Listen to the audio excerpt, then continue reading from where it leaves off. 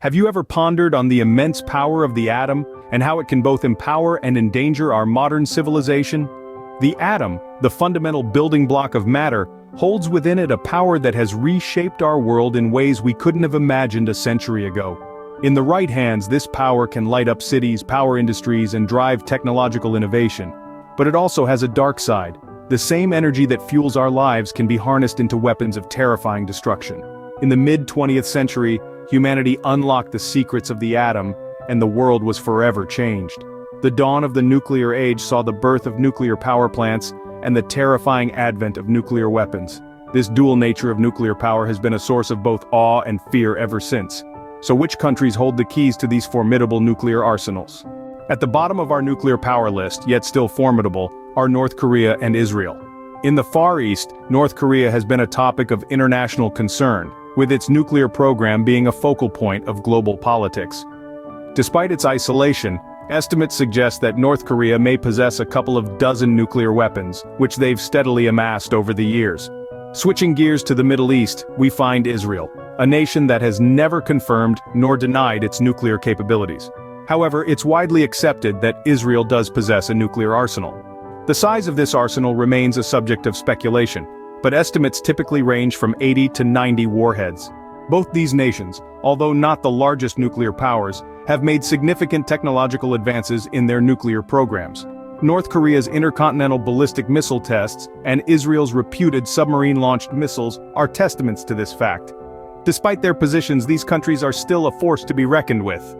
Moving up the ranks, we find India, Pakistan, and the United Kingdom. India, a country of over 1 billion people, embarked on its nuclear journey in the mid-20th century. Its first successful nuclear test, codenamed Smiling Buddha, took place in May 1974. Since then, India has built up a considerable arsenal, with recent estimates suggesting it has around 150 warheads. India's nuclear doctrine is based on a no-first-use policy, meaning it will only use nuclear weapons in retaliation to a nuclear attack on Indian territory or Indian forces anywhere. Next, we have Pakistan. Pakistan's nuclear program was a direct response to its rival, India's nuclear capabilities. The country conducted its first successful nuclear tests in May 1998, just a few weeks after India's second round of tests. Today, Pakistan has an estimated 165 nuclear warheads, slightly more than India. Pakistan does not have a no-first-use policy, and has not ruled out the first use of nuclear weapons in a conflict. Our third country in the middle of the pack is the United Kingdom. The UK became a nuclear power in the mid-20th century, with its first successful nuclear test taking place in October 1952. Today, the UK has one of the smallest nuclear arsenals among the nuclear-armed states, with around 215 warheads. The UK's nuclear doctrine is based on a principle of minimum credible deterrence, meaning it maintains only the nuclear forces necessary to deter any aggression. Each of these countries has developed their nuclear programs for different reasons, be it for deterrence, international prestige, or in response to regional threats. Despite the differences in their nuclear trajectories, all three have managed to build up significant nuclear capabilities. They may not be the top dogs in the global nuclear hierarchy, but their arsenals are not to be underestimated. These countries, while not at the top, still hold a significant amount of nuclear power. Now we delve into the heavy hitters, the countries with the largest nuclear arsenals: China, France, and the United States. China, once a country far behind in the nuclear race, has sprinted forward in recent decades. Not only has China developed a robust arsenal, but it has also established a no-first-use policy. This means China has pledged not to use nuclear weapons as a means of aggression, but only as a form of defense if attacked first with nuclear weapons. Moving westward, we land in France, a country with a deep history of nuclear capabilities. France conducted its first nuclear test in the Algerian desert back in 1960. Since then, France has built an impressive arsenal, and it's one of the few countries with the ability to launch a nuclear strike by air, land, or sea. France's nuclear policy revolves around deterrence, meaning they aim to prevent any major power from considering an attack on French soil. Now let's cross the Atlantic and reach the United States, a nation that needs no introduction when it comes to nuclear power. The United States was the first country to develop nuclear weapons and the only country to have used them in war. It has an arsenal that is as awe-inspiring as it is terrifying. The US policy on nuclear weapons has evolved over time, From the mutually assured destruction strategy during the Cold War to today's policy of deterrence and defense, the US remains a major player in the nuclear landscape. These three countries, each with its unique journey and policy, demonstrate the power and complexity of nuclear weaponry. But the world of nuclear power is a vast one, and these nations, while formidable, are not alone at the top. Yet even these nations are not at the apex of nuclear power. At the pinnacle of nuclear power, we find two old Cold War adversaries, the United States and Russia. These nations have a long and complex history, entwined with the chilling threat of nuclear warfare. The United States, the country that first harnessed the devastating power of the atom, has consistently maintained a formidable nuclear arsenal. Since the days of the Manhattan Project during World War II, the United States has developed a wide range of nuclear weapons, from the massive city-leveling bombs to the smaller, more sophisticated warheads of today. Across the pond, Russia, the former Soviet Union, also boasts a formidable nuclear arsenal. It was the second country to develop nuclear weapons, and at the height of the Cold War, it even surpassed the United States in terms of sheer numbers. Today, Russia's nuclear arsenal remains a significant element of its military strength and strategic planning.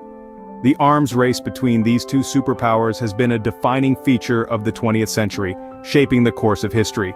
However, it's not just about who has more nukes. Over the years, a complex web of treaties and regulations has evolved, aimed at preventing nuclear proliferation and reducing the risk of nuclear war. The Strategic Arms Reduction Treaty, or START, is one such example. This treaty between the United States and Russia places limits on the number of strategic nuclear weapons each country can possess. Yet despite these treaties, the United States and Russia together hold over 90% of the world's nuclear weapons.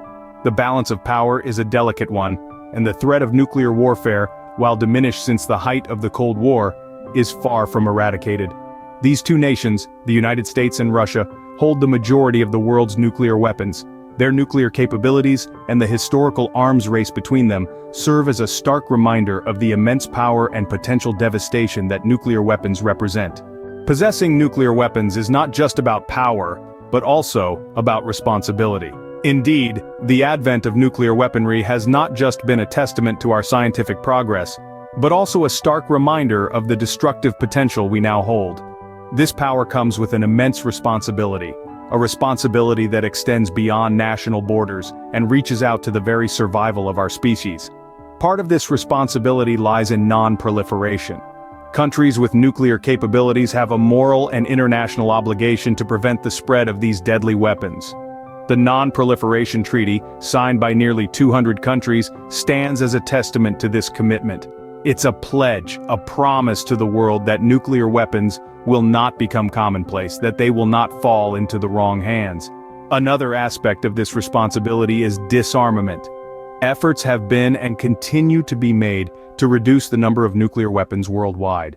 Through treaties and agreements, countries have committed to slowly but surely dismantle their nuclear arsenals. This is no easy task. It requires trust, cooperation, and a shared commitment to a future free of nuclear warfare. However, the threat of nuclear warfare still looms over us. The power to obliterate cities, to wipe out millions of lives in the blink of an eye, is a terrifying prospect. It is a power that demands respect, caution, and above all, responsibility. The potential devastation that nuclear weapons could bring about is a stark reminder of why we must continue striving for a world where such weapons are no longer necessary. In the end, the power of the atom is not just a symbol of our scientific prowess, it is a reflection of our capacity for destruction, a stark reminder of the thin line between power and devastation. It is a power that must be held with the utmost care, a power that we must strive to control and contain. In the end, nuclear power is a double-edged sword, offering both unimaginable power and potential devastation.